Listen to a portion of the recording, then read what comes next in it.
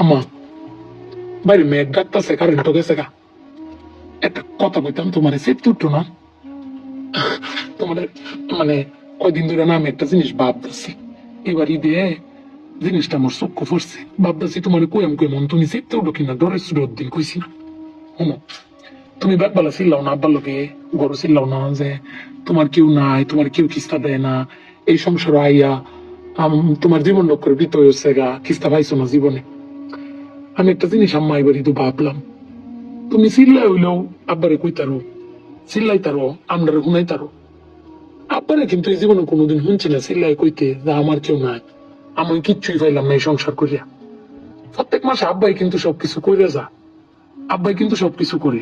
এবার ঈদ দেহ আব্বা আমারও সালামি দিছে, বুবাইরেও সালামি দিছে, ভাইজানরেও সালামি দিছে, তোমারও কিন্তু সালামি দিছে কম আর বেশি। তো আব্বারে কিন্তু কেউ সালামি দিছে না, না তুমি দিছো, না আমি দিছি, না বুবাই, না ভাইজান, কেউ দিছি না। আব্বার কিন্তু এটা আটকে নাই। কিন্তু একবার ভাইপে দেখছো, তুমি চিল্লাইতারো কইতারো, আমি চিল্লাইতারি কইতারি, বুবাই ভাইজান বে চিল্লাইতারি আব্বার উপরে, আব্বার তো চিল্লানির কোনো জায়গা নাই। আব্বা কিন্তু না চাইলেও কোনো সময় কয় না যে আমার কেউ দিল না। আমি কিন্তু এই জিনিসটা আম্মা ভাবছি, তুমি ভাবছো কিনা জানি না। আব্বার কিন্তু কোনের কোনো জায়গা পায় না। বাবা তুমি কেমন আছো ছোট্ট মাটির ঘরে, তোমার কথা হৃদয় মাঝে পড়ছে বারে বারে। বাবা গো